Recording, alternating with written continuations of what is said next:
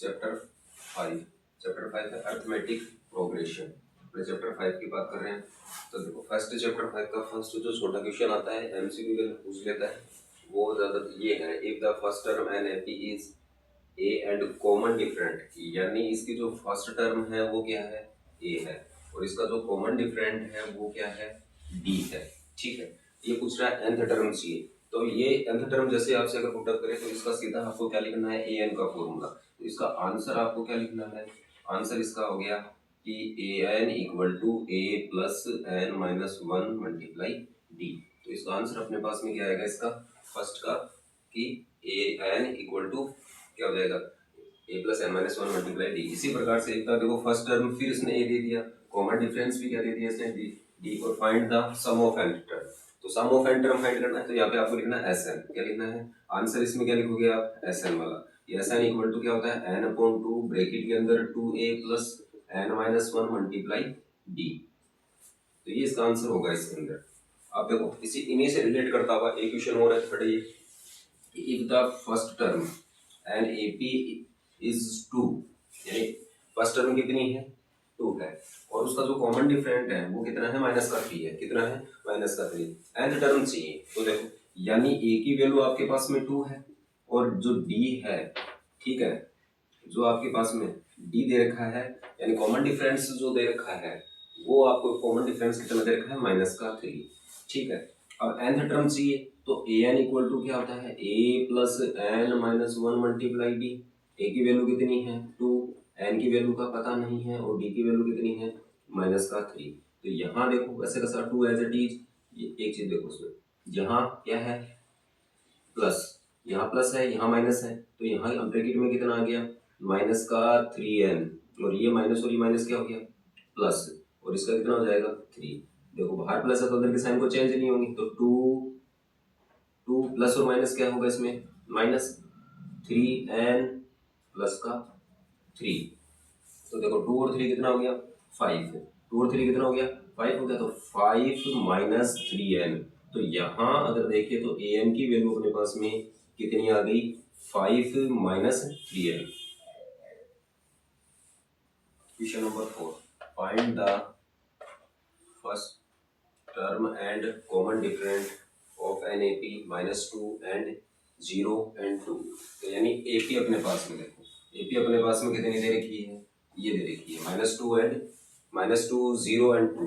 तो first term इसकी अपने पास में कितना हो जाएगा, फर्स्ट टर्म हो गई अपने पास में ए, ये इसके अंदर देखो फर्स्ट अपने को क्या दे रखा है, यहाँ दे रखा है माइनस का टू।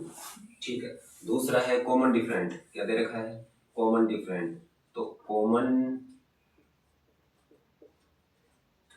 डिफरेंस अपने पास में यानी ये है डी, वो क्या होता है, ए टू माइनस ए वन होता है। क्या होता है, ए टू माइनस ए वन, यानी जीरो क्या हो जाएगा, जीरो माइनस और माइनस का टू।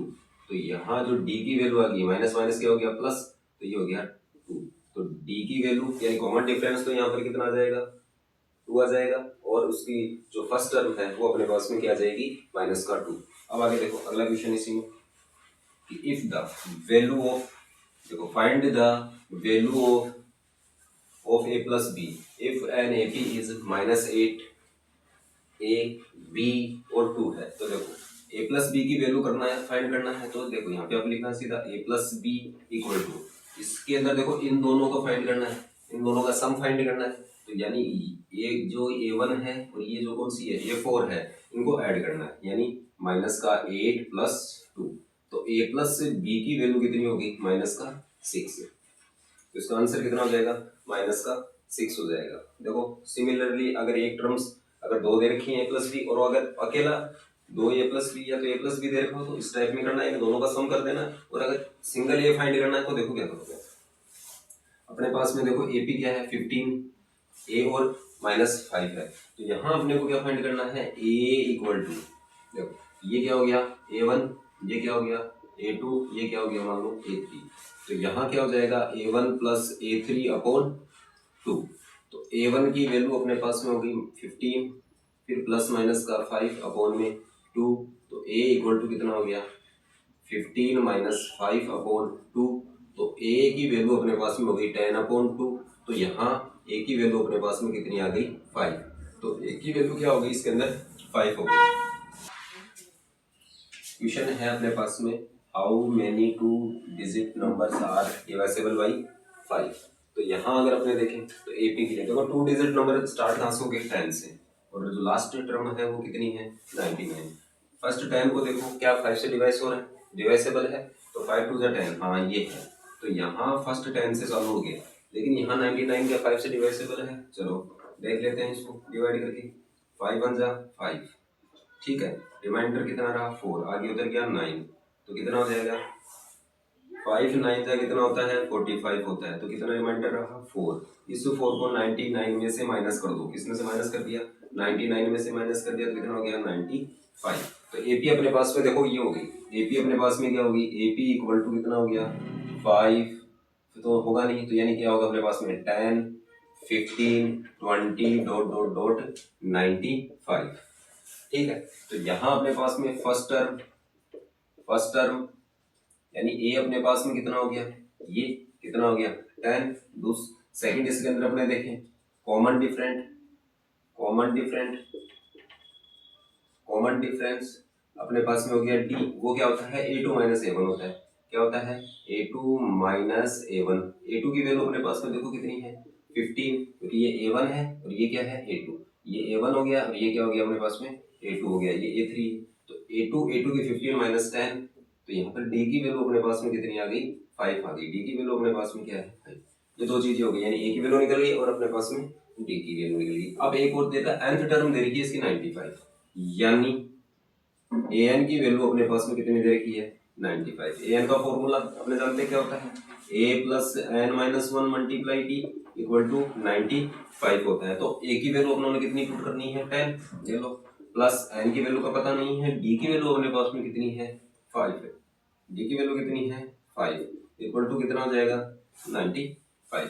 ये 10 इधर ट्रांसपोजिशन करेंगे तो n minus 1 multiply 5 equal to 95 minus 10 हो गया, क्योंकि प्लस का ट्रांसपोजिशन के बाद में किसमें बदल जाएगा माइनस का, तो यहाँ एज इट इज हो गया n माइनस 1 मल्टीप्लाई 5, यहाँ हो गया 5, यानी माइनस करेंगे इसको 10 95 में से तो 85 हो जाएगा। तो n माइनस 1 इक्वल टू कितना हो जाएगा 85 अपॉन 5, कितना हो गया 85 अपॉन 5 हो गया। तो यहाँ देखो आगे, यहाँ 85 अपॉन 5 हो गया, तो ये कितने टाइम कैंसिल हो गया 17 टाइम, कितने टाइम कैंसिल हो गया 17, तो n माइनस 1 की वैल्यू कितनी हो गई 17। तो ये ट्रांसपोजिशन करेंगे इसका, तो ये ट्रांसपोजिशन करेंगे तो n की वैल्यू अपने पास में कितनी हो जाएगी 17 प्लस 1, तो n इक्वल टू कितना हो गया 18। तो यानी टोटल टर्म अपने पास में इसमें 2 डिजिट की जो टोटल टर्म्स हैं वो कितने टोटल टर्म्स हैं 18 टर्म्स हैं, कितने टर्म्स हैं 18 टर्म्स हैं, जो कि किससे डिवाइसेबल है 5 से डिवाइसेबल है, किससे डिवाइसेबल 5 से।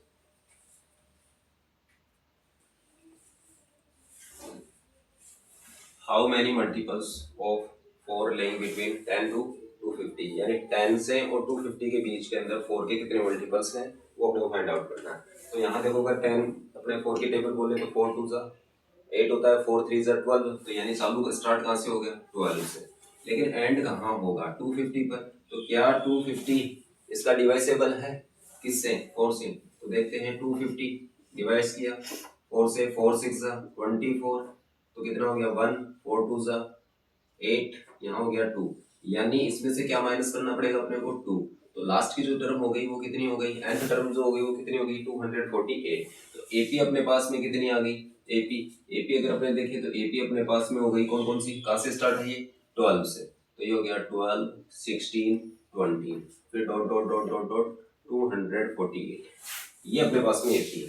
तो यहाँ अगर देखें फर्स्ट टर्म का मतलब हो गया ए अपने पास में हो गया 12, और डी की वैल्यू अपने पास में कितनी हो गई, तो डी इक्वल टू क्या होता है, ये हो गया a1, ये क्या हो गया a2, तो यानी a2 माइनस a1, तो d की वैल्यू अपने पास में होगी 16 माइनस 12, तो d की वैल्यू अपने पास में होगी 4, कितनी हो गई 4। अब देखो आगे अपने पास में फॉर्मूला एक चीज और दे रखी है an की वैल्यू दे रखी है 248, कितनी दे रखी है 248 दे रखी है। तो an का formula a plus n minus 1 multiply d equal to 248 हो गया, a की जगह क्या पुट करना है 12 प्लस n को फाइंड आउट करना है अपने को, ठीक है। तो n d की वैल्यू अपने पास में कितनी है यहाँ पे 4 है, तो ये हो गया 248, ये ट्रांसपोजिशन करेंगे इधर प्लस का है इधर जाते ही माइनस में कैंसिल हो गया, तो यहाँ n minus one multiply 4 equal to 248 minus 12। तो यहाँ 4 में से गया तो 6 और यहाँ पे 4 में से 1 गया तो 3, कितना बच गया, रिमाइंडर रहा 3 और ये 2 का 2, तो यानी अपने पास में 236 हो गया। यहाँ n माइनस वन और मल्टीप्लाई क्या हो गया 4, कितना हो गया इसका 4, तो n माइनस वन की वैल्यू हो गई 236 अपॉन 4 हो गया। तो n माइनस वन की वैल्यू देखो 2 5 जा 20 और 2 9 जा 36। तो n की वैल्यू अपने पास में देखो कितनी हो गई, n इक्वल टू 59 प्लस 1, तो n इक्वल टू अपने पास में हो गई 60 टर्म। कितनी टर्म होगी 60 टर्म, यानी इसमें टोटल कितनी टर्म्स हैं 16 टर्म्स हैं।